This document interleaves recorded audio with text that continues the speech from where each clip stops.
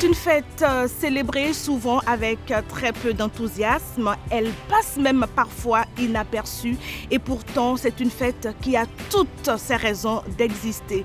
Aujourd'hui, nos frères, nos pères et nos époux sont à l'honneur. Vous avez compris, c'est la fête des pères. Des pères qui doivent assumer leurs responsabilités, mais il se fait aussi que la femme est parfois rendue responsable de l'irresponsabilité de certains hommes. Aujourd'hui, nous embarquons de l'ORTB pour aller à la rencontre d'un père célibataire. Nous allons aussi à la rencontre d'un psychosociologue qui nous parlera de l'influence de l'éducation monoparentale paternelle sur la personnalité des enfants Karamat. Nous serons également au domicile d'un père modèle pour voir avec ce dernier comment est-ce qu'il arrive à concilier sa vie de maître de foyer et ses obligations professionnelles. Mais avant tout ceci, nous allons voir ce que pensent les Béninois de la célébration de la fête des pères. Et juste après, Karamat, vous serez en compagnie de notre psychosociologue. Naturellement, s'il y a une maman, il doit avoir un papa. Donc, c'est légitime qu'il y ait une fête des pères. Et la fête des pères, c'est une bonne chose. Mais cela n'est pas célébré comme se doit au Bénin. On ne sait même pas s'il y a une fête des pères. La fête des pères, bon, selon moi, ça hésite de nom. C'est-à-dire, ce n'est pas reconnu comme la fête des mères. Et si c'est la fête des mères, je vois que nos femmes nous dérangent, on va tresser les cheveux, on va préparer, on va faire ci, on va faire ça. Donc, et je vois que la fête des femmes a beaucoup d'influence que la fête des pères. Si on pouvait organiser cela, puisqu'on parle des pères, c'est des papas, c'est des pères de famille. Et nous avons plus de millions au Bénin. Donc, cette fête doit être célébrée comme cela se doit. Je félicite tous les pères du monde entier, non seulement du Bénin, mais du monde entier. Vous voyez un peu. Et moi, je dis le jour-là doit être un jour de réflexion. Parce que nous devons réfléchir. Qu'allons-nous faire pour notre foyer? Qu'allons-nous faire pour consolider notre foyer?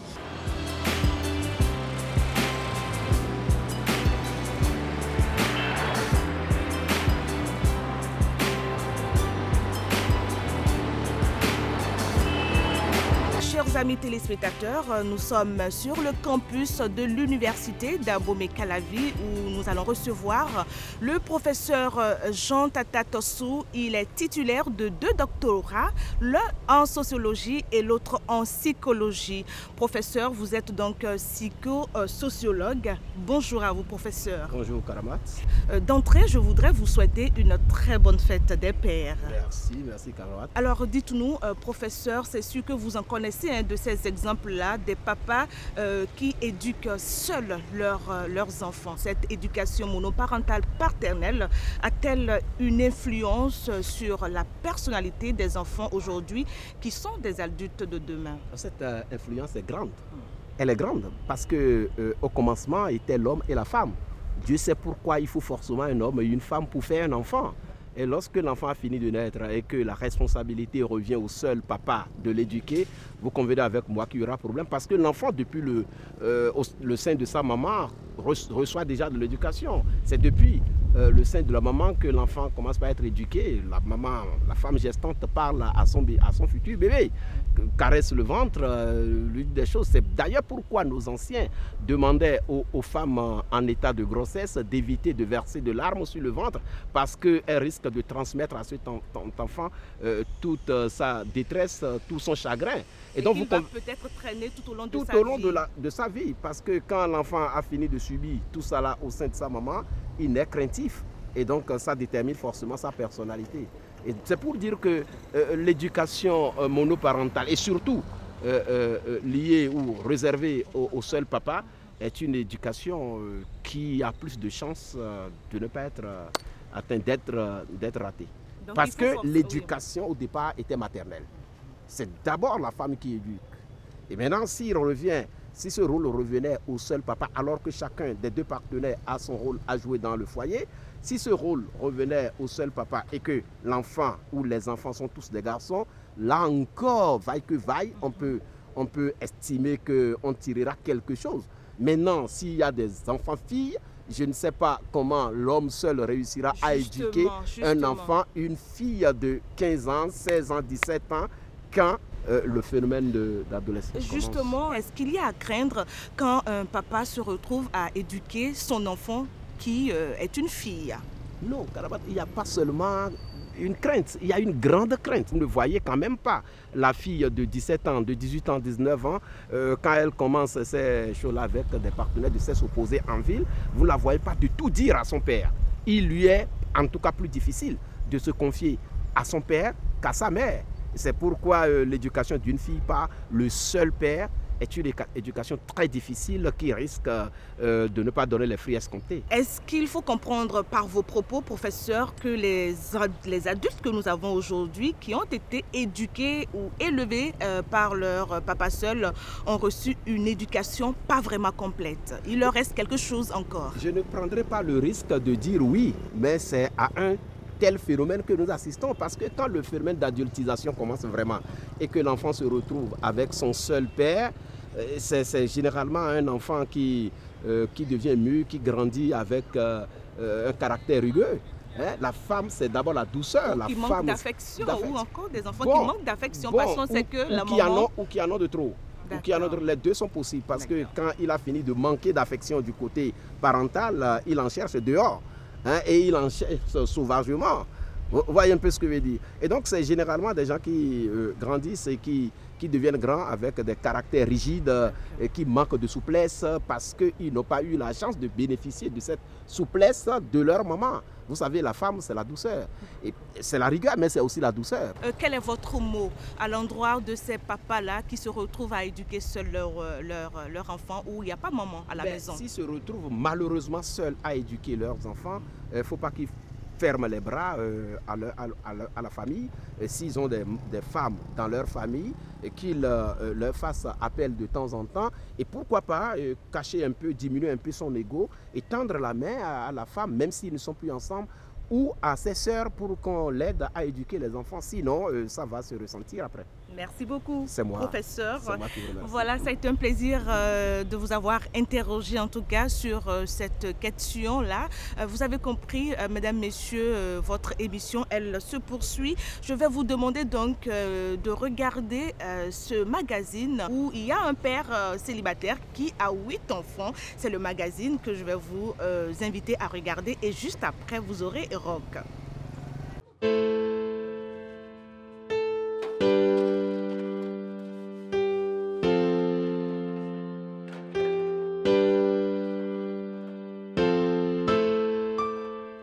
Il y a 3 femmes qui m'ont fait d'enfants.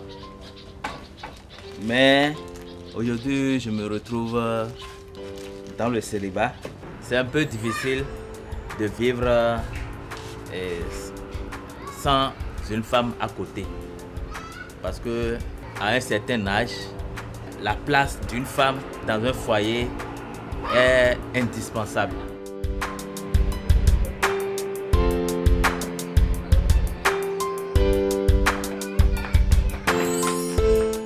Les enfants ont besoin de l'éducation de leurs 2 géniteurs, c'est-à-dire de leur mère et de leur père. Et lorsque je me retrouve seul à jouer le rôle et de mère et de père, franchement, c'est un peu gênant.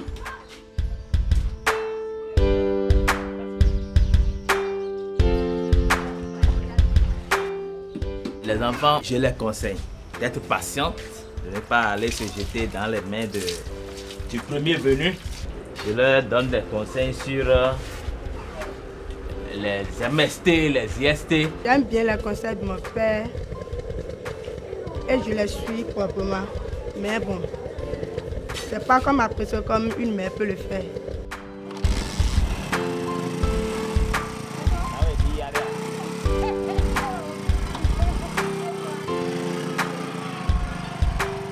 Je suis fier de m'occuper de mes enfants seul.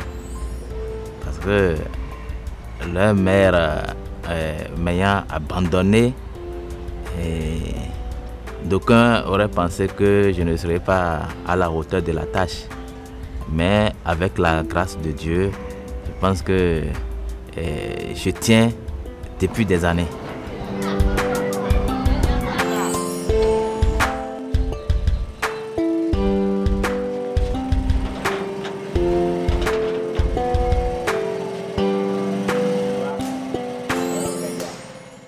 Nous sommes avec M. Balogun Kenneth, il est enseignant-chercheur à la faculté de droit de l'université de Parakou, à plus de 400 km de son domicile, ici à Calavi et Togoudou. Il nous fait l'honneur de nous recevoir avec son épouse.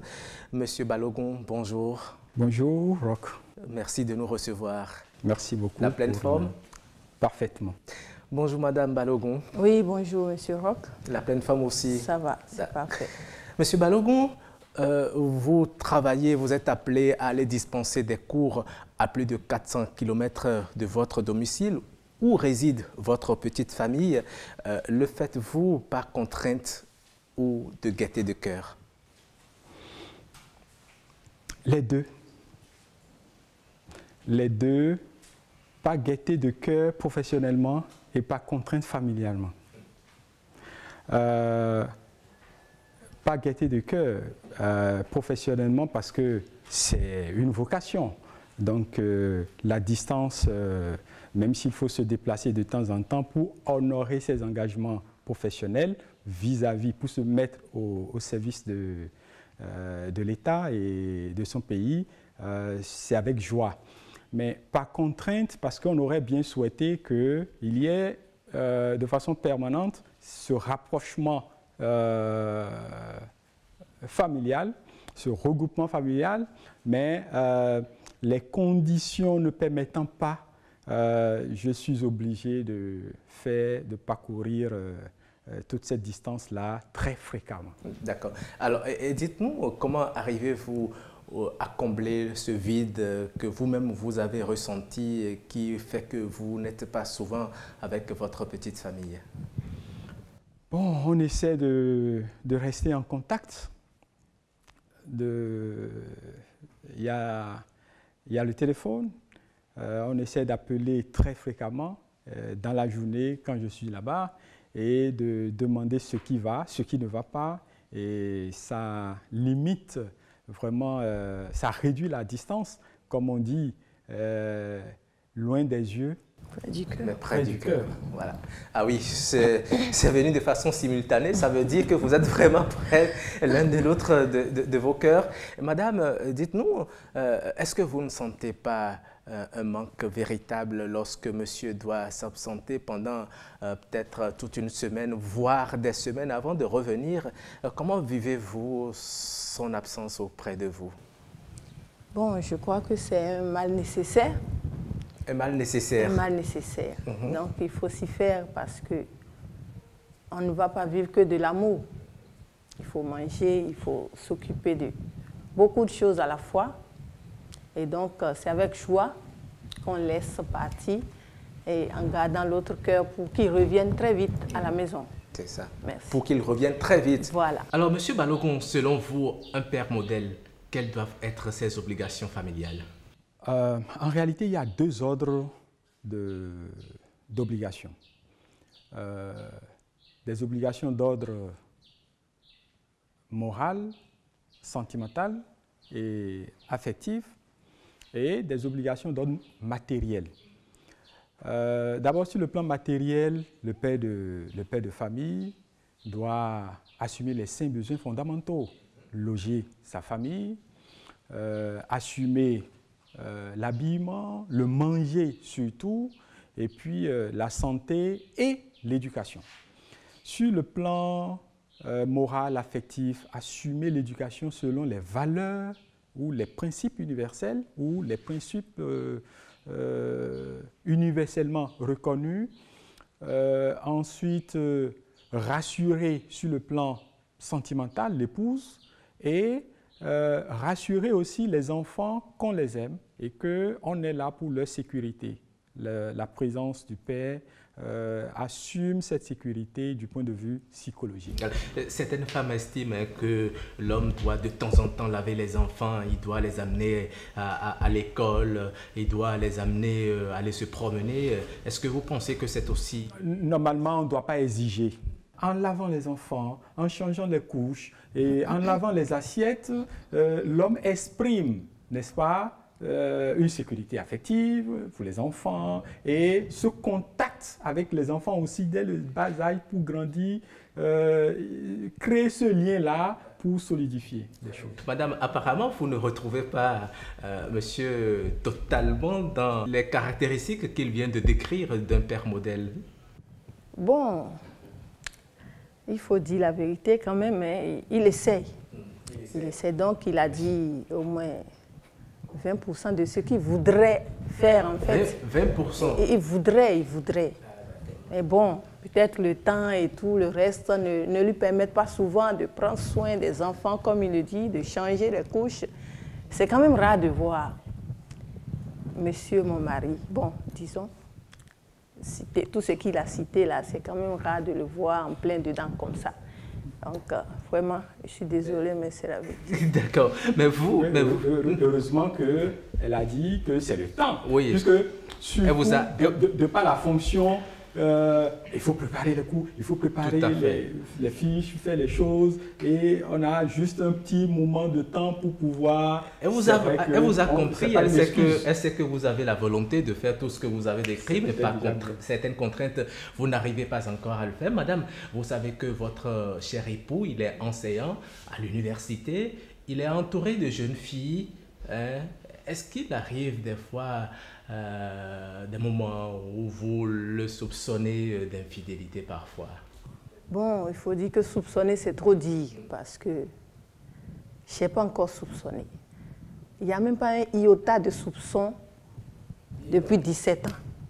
D'accord? Peut-être il arrive à bien cacher son jeu, mais il faut dire que je ne le retrouve pas dans cet épisode-là. Voilà. Donc, je fais entièrement confiance. Et peut-être que cette confiance aussi l'aide un peu parce que dehors, ça harcèle les femmes, les filles ne perdent pas le temps. Elles veulent. Et donc, peut-être avec le comportement intérieur de la femme, la confiance que j'établis, tout ça font que ce sont des fondements pour lui de surmonter tout ce qui se passe dehors, toutes les attaques, des racailles qui sont là, elles veulent, tout ça. Donc, vous lui faites entièrement confiance? Entièrement. Et si un jour vous appreniez qu'il a des enfants en ville, comment réagiriez-vous, madame? Là, c'est crise cardiaque, vous voyez. Crise cardiaque? Voilà, parce que... Vous ne voulez pas partager? C'est difficile. Partager quoi? Partager son mari? Oui. Ah non, là, vous ne pouvez pas me dire ça. Ça ne se partage pas, ce domaine-là, vraiment. Donc, je suis désolée. Si c'était le constat, si jamais je découvrais autre chose que la face qui me montrait vraiment, en tout cas... Vous ramassez vos clics et claques et puis vous partez. Advienne que pourra. Advienne que pourra. Voilà. Monsieur Balogun, vous êtes averti, hein, si entre-temps vous succombez à cette faiblesse, vous savez déjà à peu près ce qui vous attend. Mais madame, dites-nous aujourd'hui, comment auriez-vous souhaité que les hommes se présentent, les pères de famille s'occupent de leur famille? Bien, il a déjà cité une grande partie d'ailleurs. Et le côté matériel. Bon, il faut dire que les temps sont durs actuellement.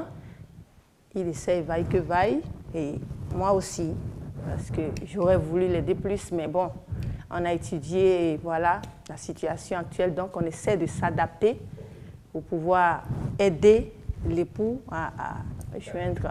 Voilà, donc, sur le plan finance, on peut fermer ça d'abord, mais ça va. Maintenant, l'autre côté, l'autre revers de la main qui est un petit hic là, c'est que il n'a pas trop le temps d'écouter, en tout cas, de sonder tous les pour et les pour tout, des sentiments de « oh non, qu'est-ce que tu as ?» Prendre soin jusqu'au bout, non, il n'a pas ce temps. Donc, ce que je voudrais demander, c'est qu'il prenne un peu plus de temps. D'accord, très bien. Pour s'occuper de vous. Voilà, pour s'occuper des enfants. Alors, moi et mes... Monsieur Balogun, vous savez, hein, dans tout ménage, dans tout couple, il arrive des moments de dispute, de chamaille, où chacun pense qu'il a raison, où chacun a tendance à tirer le drap de son côté.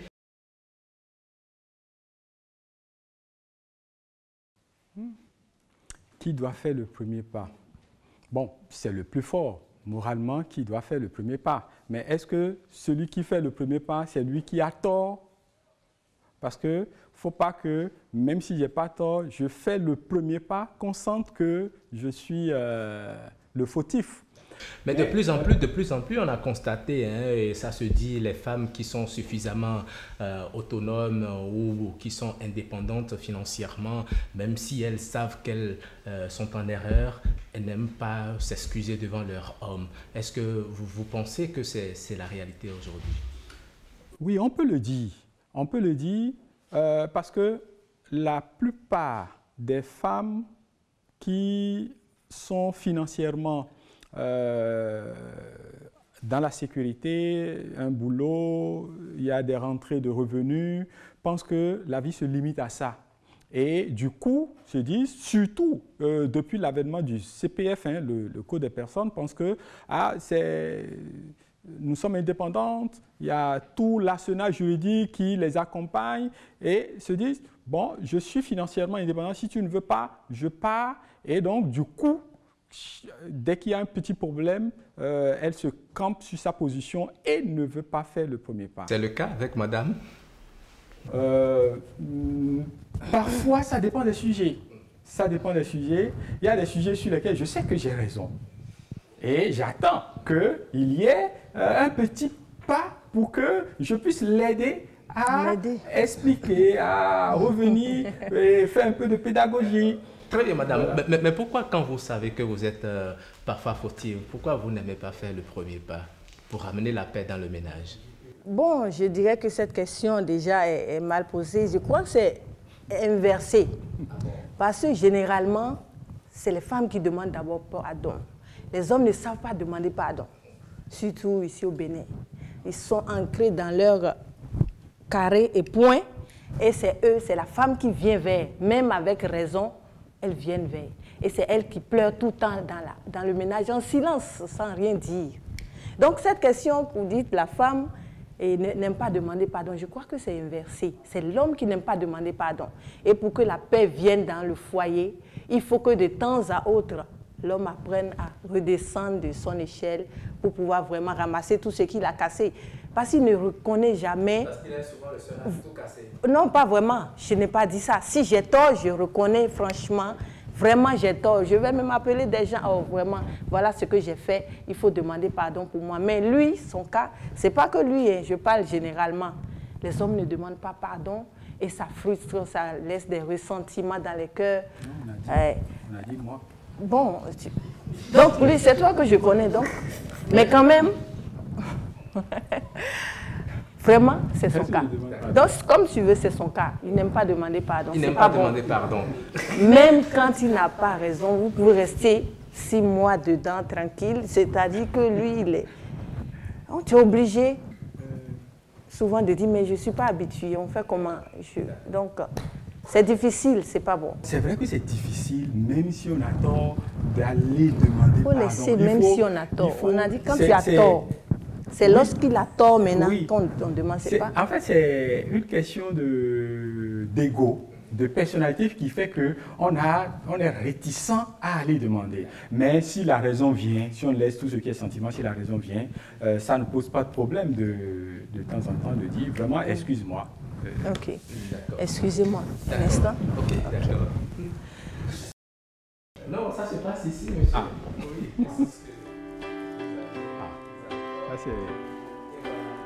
Ça, c'est un...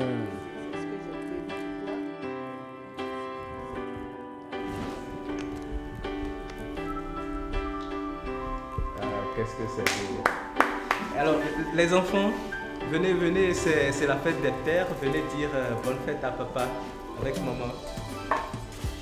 Et voilà, vous avez vu?